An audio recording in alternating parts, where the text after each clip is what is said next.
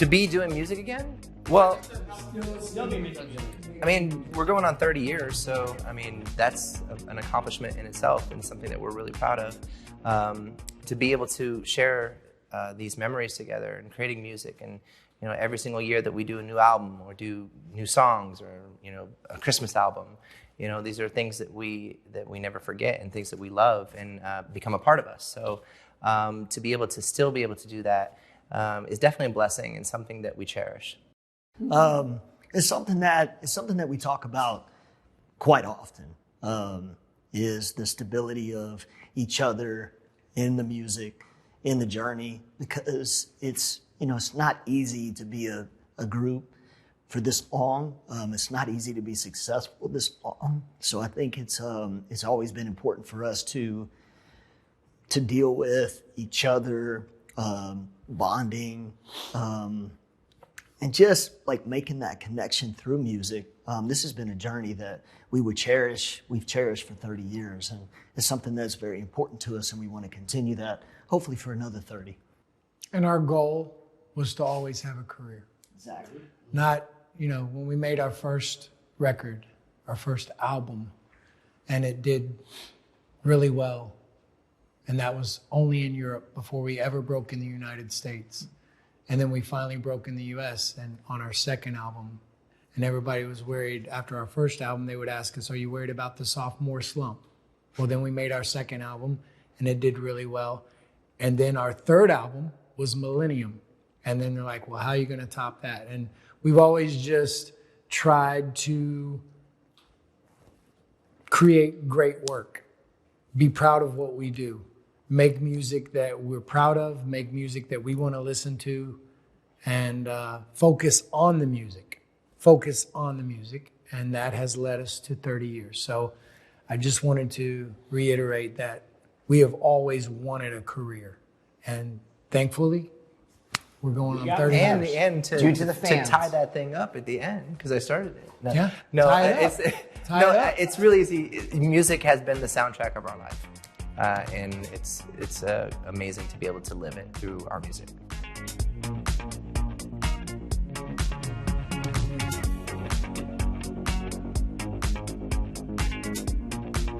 I mean, this is our very first ever in 29 years, almost 30 years, our very first ever Christmas album.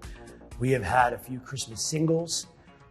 We have done a slew of Christmas radio shows. We've done Christmas promotion. We've never had a full LP, mainly because of scheduling and time. We're usually on tour. We now know that you need to make a Christmas record at the beginning of summer. It has to be done by August and then released in October, which is a little surreal, making a Christmas record in shorts and sandals here in California. But it was an incredible experience.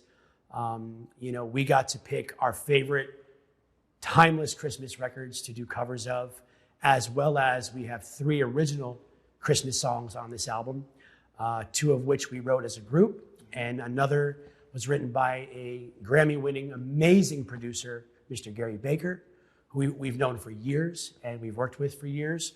And again, we finally get to share our love for the holidays with all of our fans around the world, because Christmas is celebrated around the world. And we are super anxious for the world to hear this record. We're very proud of it. Christmas music is timeless. And Backstreet Boys, I feel, are timeless. We've been very fortunate to be around as long as we have because of the music, because of our amazing fans. So I hope on behalf of the 5 of us that everyone thoroughly enjoys our Christmas album for the rest of their lives. Yeah, AJ touched on it briefly, but these songs, especially the classic songs, are truly our favorite songs growing up as little kids. We all decided when we wanted to make this record, we wanted to do something that meant something to us. So in the process of choosing the songs, we all put our wish list out there. And then the ones that, the kind of the cream rose to the top, the ones that had the most votes on them were the ones that were lucky enough to be chosen for this record. But I feel like the body really shows itself from some unbelievable classic ballads to some great up-tempo songs. I feel like we've done a great job. We worked with some great producers that really got the best out of us. I always tell people, it's if you can imagine Boys to Men meets Pentatonics meets the Backstreet Boys, because there's a lot of a cappella, there's a lot of R&B harmonies in there. It's really soulful, and I think it's a good representation of us, who we are right now. Also, we've had a lot of people ask us the question why it took so long for us to make a Christmas album. Someone just recently said, really, you haven't had an album out yet? And I think really it comes down to the fact that, number one, I mean, we've been touring the world and been really busy, but I don't think that this album would have been as good as it is right now if we hadn't had this almost 30 years of experience that we could kind of put into this music. We were able to take our time and to really make it the best album possible. I think it would have been a lot different years ago than it is right now, and I think it was meant to be, and we're, like Howie said, we're really excited for people to see and to hear one of our best work ever.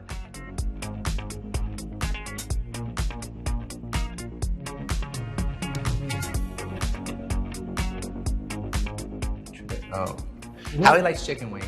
Yeah. I don't know what they do for his voice. I don't know what they do. Raw chicken wing. Yes, chicken wings. I mean, something that we've done for years is the five of us have a little group prayer. We take turns who's going to lead it every show, kind of a round robin deal. We've also done stuff with our entire crew, or if we had dancers and our security, we all have a big group prayer, and then we all put our hands in the middle like a sports team, and we have a little chant that we do, which we haven't done lately, but each of us kind of has different things that we do before the show to mentally prepare, but that's one of the key things we do as a group to kind of ground us, center us, calm us, get our focus right. We talk to each other, remind each other what we may or may have to do that night, and just go out there and put on the best possible performance we can. I still, to this day, warm up before every show. He does. And Kevin can attest to that, because he has to share a room with me. And he has graciously been kind enough to let me still warm up every day. Before, we used to all be in the same room, and Nick would get so frustrated. He would break the CD. He'd throw it out the window. He'd stop the player. Whatever he could do to stop me from doing it. But you have to understand, the problem... Talking about vocal warm-up. Vocal warm-up. The problem is that Howie actually still has the CD. Do you understand? It's like they don't make CDs anymore. Okay, now. they had to go out and get like a 2022, Discman bro. for him, okay, to be able to play this thing.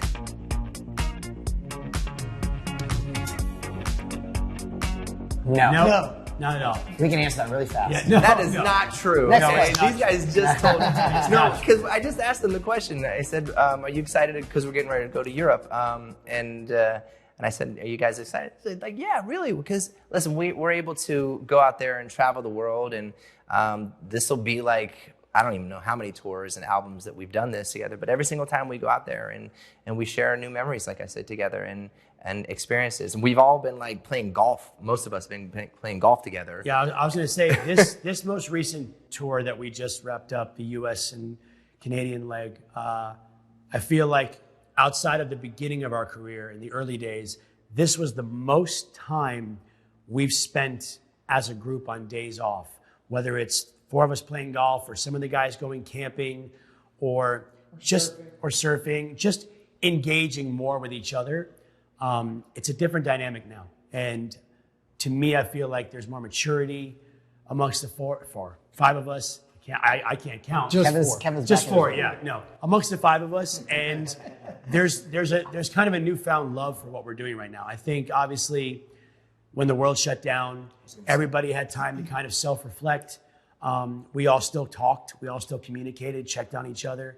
And we kind of got this kind of rebirth, this kind of reinvigoration before we went back on the road. And I feel like it really helped. And we are having a ton of fun. And like Nick said, we're looking forward to going back on the road and making more memories and probably playing more golf. And don't know about the camping so much in Europe, but I'm sure we're going to spend a lot of time. Going to great dinners. Yeah, dinners. Some great European cuisine. Yeah, I mean, Yeah, and also sharing experiences of our children together, like backstage and showing pictures of our kids and FaceTiming them and the other guys saying, the other uncles saying hi to our kids and stuff. There's a lot of things that we share in common now, and it's really, I think, brought us together even closer than before.